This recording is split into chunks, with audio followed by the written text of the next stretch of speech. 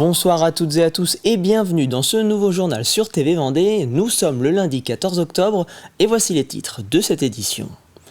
La filière du canard à rôtir vit actuellement une situation de surproduction inédite. Alors que la deuxième vague de vaccination contre l'influenza aviaire a commencé le 1er octobre, nous sommes allés à la rencontre d'un producteur à Chavagne-en-Paillé. Vous étiez plus de 13 000 vêtus de rose ce dimanche à La Roche-sur-Yon. Retour ensemble sur cette 10e édition de la Joséphine. Enfin, nous vous emmènerons à l'île d'Olonne où le chantier du Drakkar vendéen touche à sa fin. Il devrait ensuite prendre la direction de Port-Olona et du village du Vendée Globe. Vous avez peut-être au fond de l'un de vos tiroirs un vieux téléphone dont vous ne vous servez plus. Il est possible d'aller le recycler. C'est ce que propose l'association des maires et présidents de communautés de Vendée. Depuis mai dernier, les mairies qui le souhaitent peuvent donc mettre un bac de récupération à disposition dans leurs locaux. Une opération en partenariat avec Orange qui pour le moment a permis de récolter près de 8000 appareils dans l'ensemble de la région Pays de la Loire. En Vendée, près de 70 communes ont déjà intégré le dispositif. On retrouve Mathis Pires aux côtés de Guy Plissonneau, le président de l'association. Plus de 46 millions de téléphones dorment dans nos tiroirs. Alors, votre association des maires de Vendée s'allie à Orange pour faire une récolte de téléphones mobiles usagés, c'est bien ça? Oui, c'est tout à fait ça. On cherche dans son fond de tiroir le vieux téléphone qui ne sert plus depuis déjà quelques temps pour pouvoir les collecter au sein des accueils de nos mairies. Et ça a deux bénéfices, c'est aussi d'un point de vue environnemental, mais aussi de protection des données. Oui, chaque commune, avec son intercommunalité, a travaillé son plan climat et le recyclage fait partie des actions. Donc on recherche au travers de ces téléphones, les quelques téléphones qui peuvent encore être reconditionnés, retrouver une seconde vie, mais aussi pouvoir récupérer l'ensemble des matériaux qui servent à la composition d'un téléphone. Alors là, par exemple, comment on pourrait justement déposer notre téléphone? Comment ça se passe? Alors vous avez dans chacune des mairies une boîte qui est identifiée où les gens peuvent venir déposer leur vieux mobile et il sera travaillé en toute sécurité par Orange qui a mis en place une économie circulaire. Une entreprise des Deux-Sèvres viendra expertiser le téléphone pour dans un premier temps savoir s'il peut être reconditionné ou pas. Et si il ne peut pas être reconditionné, il sera démantelé et les matériaux seront revalorisés et pourront servir à reconstruire un autre téléphone. Et donc cette collecte de téléphones démarre et se terminera, elle, le 31 janvier 2025. Donc ne tardez pas, et si vous recevez un nouveau téléphone, que ce soit pendant les Black Friday ou pendant Noël, vous savez où mettre votre ancien téléphone.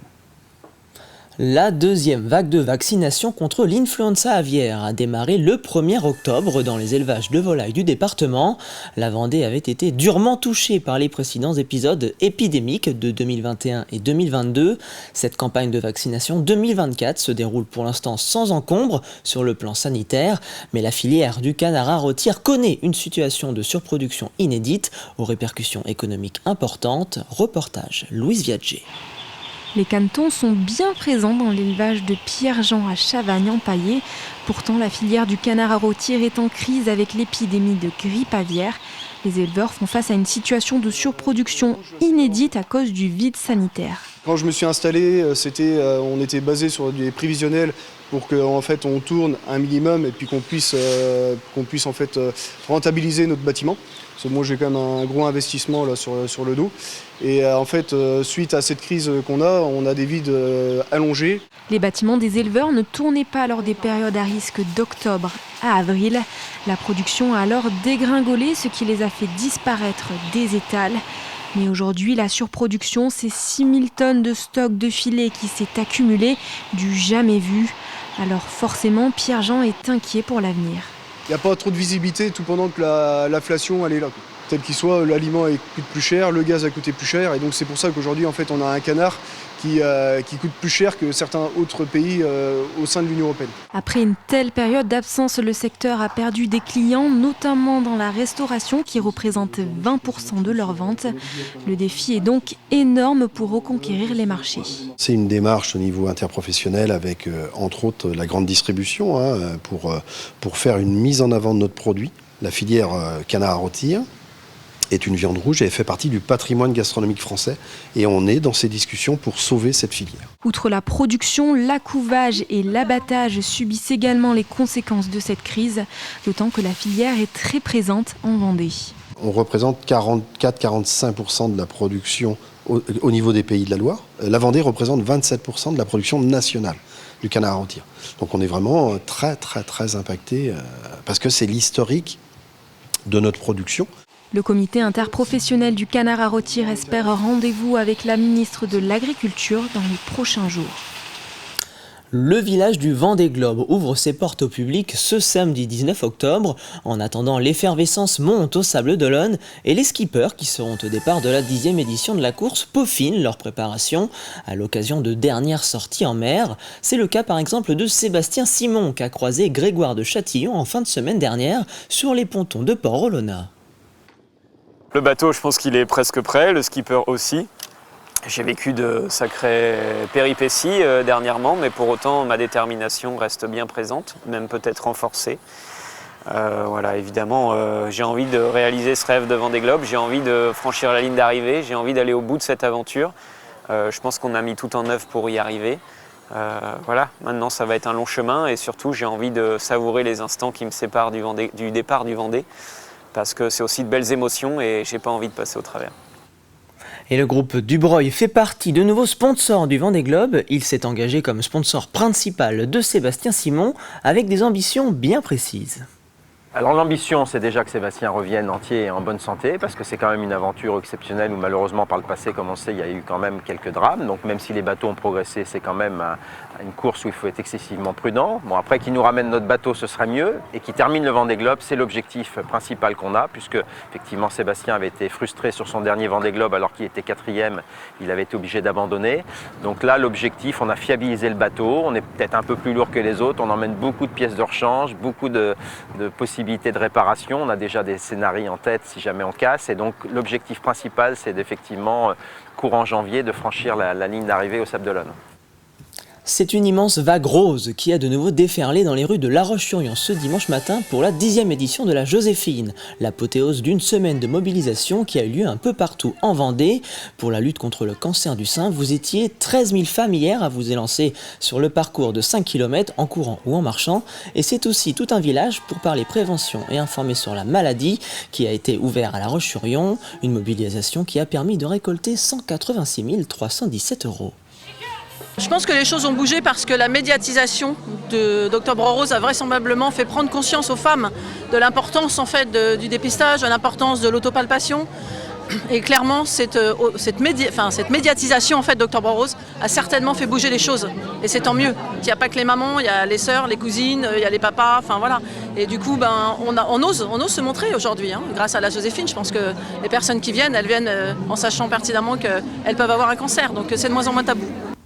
Et sur l'ensemble du département, la Joséphine a réuni plus de 22 400 Vendéennes cette année, toutes avec une motivation différente, mais unies pour cet profond engagement.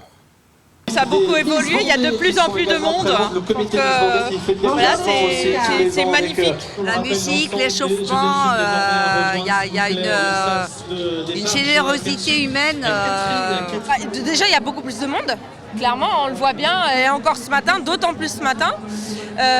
Oui, il y a plus d'activités, plus de stands, plus de gens qui se déguisent, qui jouent le jeu du rose, donc c'est chouette. Je viens tous les ans depuis 10 ans et je fais 3 heures de route pour venir faire la Joséphine. Je suis la Joséphine depuis le premier jour. Et tous les ans, j'essaye de rajouter une petite noche. Et puis là, pour les 10 ans, on s'est dit avec ma copine, on s'est dit faut qu'on marque le coup.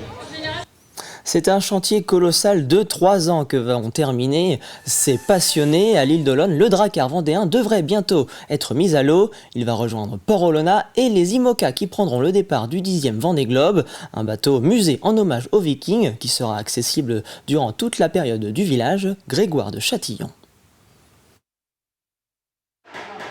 C'est l'un des éléments les plus reconnaissables des bateaux vikings, une tête de dragon comme protection contre les éléments et les ennemis, une tête qui viendra comme il se doit orner la proue du bateau. Ce chantier est audacieux, incroyable. Construire et faire naviguer une réplique d'un bateau viking. Je suis venu visiter en tant que touriste le Drakkar et j'ai été séduit par cette conception et surtout cette générosité qu'il y avait de tous les bénévoles qui sont là, parce que ça reste quand même une jolie expérience humaine. Alors ouais, je suis assez admiratif d'eux et fier d'eux parce que c'est des gens qui sont extrêmement volontaires, compétents et fidèles au projet et qui en plus travaillent bien. Ouais, juste à tout dire. Un véritable engouement partagé avec celui qui a eu cette idée un peu folle, Philippe Renaudet, un passionné du monde viking, ce Drakkar de 23 mètres de longueur pour 18 tonnes qui a demandé 3 années de construction est une réplique d'un bateau viking de l'année 890. On a repris les plans d'époque, on a fait des renforts supplémentaires, des plans qui émanent des recherches archéologiques des archéologues norvégiens qui l'ont étudié quand il a été découvert en 1893. Si tout va bien, le bateau sera mis à l'eau le vendredi 18 octobre, la veille de l'ouverture du village du Vendée Globe. Tel un musée flottant situé à proximité du ponton des IMOCA, le public pourra alors le visiter avant qu'il ne prenne la mer, le jour du départ du Vendée Globe. Et c'est la fin de ce journal. Merci pour votre fidélité. Retour de l'actualité demain dès 7h dans la matinale en compagnie de Caroline Tronche. Je vous souhaite une excellente soirée sur TV Vendée.